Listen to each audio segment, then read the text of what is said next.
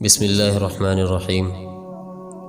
ابو نعیم نے بیان کیا ہے کہ ایک مرتبہ حضرت ضرار بن زمرہ کنانی رضی اللہ عنہ حضرت امیر معاویہ رضی اللہ عنہ کی خدمت میں گئے تو امیر معاویہ رضی اللہ عنہ نے ان سے فرمایا کہ میرے سامنے حضرت علی المرتضیٰ رضی اللہ عنہ کے اوصاف کو بیان کیجیے۔ تو حضرت ضرار نے کہا، اے امیر المؤمنین، آپ مجھے معاف رکھیں۔ اس پر حضرت امیر معاویہ رضی اللہ عنہ نے فرمایا کہ میں معافی نہیں دوں گا بلکہ ان کو ضرور بیان کریں۔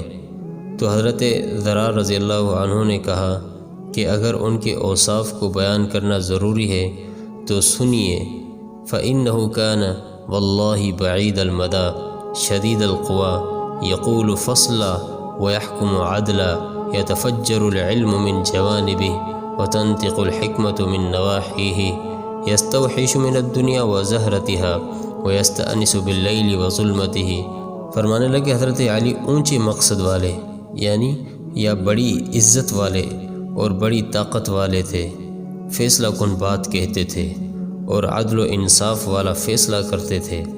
آپ کے ہر پہلو سے علم پھوٹتا تھا، یعنی آپ کے اقوال و افعال اور حرکات و سکنات سے لوگوں کو علمی فائدہ ہوتا تھا اور ہر طرف سے دانائی ظاہر ہوتی تھی۔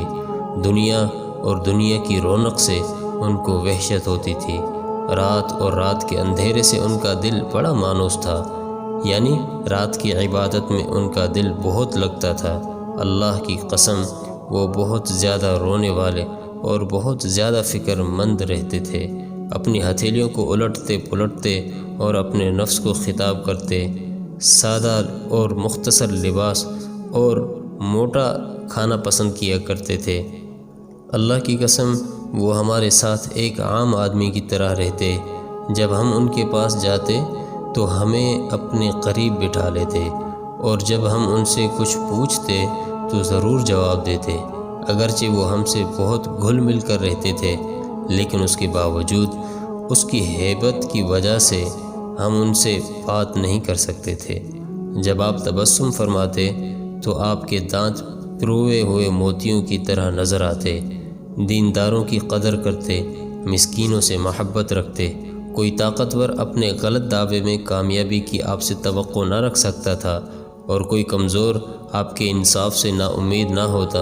اور میں اللہ کو گواہ بنا کر کہتا ہوں کہ میں نے ان کو ایک دفعہ ایسے وقت میں کھڑے ہوئے دیکھا کہ جب رات کی تاریکی چھا چکی تھی اور ستارے ڈوب چکے تھے اور آپ اپنی محراب میں اپنی داڑھی پکڑے ہوئے چھکے ہوئے تھے اور اس آدمی کی طرح تل ملا رہے تھے جسے کسی بچھو نے کاٹ لیا ہو، اور غمگین آدمی کی طرح رو رہے تھے اور ان کی صدا گویا اب بھی میرے کانوں میں گونج رہی ہے۔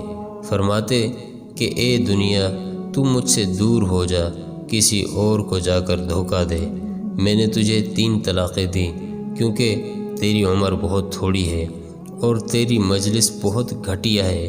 تیری وجہ سے آدمی آسانی سے خطرے میں مبتلا ہو جاتا ہے، یا تیرا درجہ بہت معمولی ہے۔ ہائے ہائے، کیا کروں، زیادہ سفر تھوڑا ہے اور سفر لمبا ہے اور راستہ وحشت ناک ہے۔ یہ سن کر حضرت معاویہ رضی اللہ عنہ کے آنسو آنکھوں سے بہنے لگے۔ ان کو روک نہ سکتے تھے اور اپنی آستین سے ان کو بار بار پوچھنے لگے، اور لوگ ہچکیاں لے کر اتنے رونے لگے کہ گلے رند گئے۔ اس پر حضرت امیر معاویہ رضی اللہ عنہ نے فرمایا، بے شک ابو الحسن یعنی حضرت علی المرتضیٰ رضی اللہ عنہ ایسے ہی تھے، اللہ ان پر رحمت نازل فرمائے۔ اے ضرار، تمہیں ان کی وفات کا کیسا رنج ہے؟ حضرت ضرار رضی اللہ عنہ نے کہا، اس عورت جیسا غم ہے جس کا اکلوتا بیٹا اس کی گود میں ذبح کر دیا گیا ہو، کہ نہ اس کے آنسو تھمتے ہوں اور نہ اس کا غم کم ہوتا ہو۔ پھر حضرت ضرار اٹھے اور چلے گئے۔ تو عزیزو، یہ تھا امیر معاویہ رضی اللہ عنہ کے دل میں علی المرتضیٰ رضی اللہ عنہ کا مقام۔ صحابہ رضی اللہ عنہ باہم شیر و شکر تھے، جس کو اللہ تعالیٰ نے ارشاد فرمایا کہ رحماء بینہم، صحابہ آپس میں رحم دل ہیں، آپس کے اندر یہ نرم دل ہیں، ایک دوسرے کی عزت، ایک دوسرے کی تعظیم اور تکریم کرتے ہیں۔ اللہ تعالیٰ ہمیں صحابہ کا مقام سمجھنے کی توفیق عطا فرمائے۔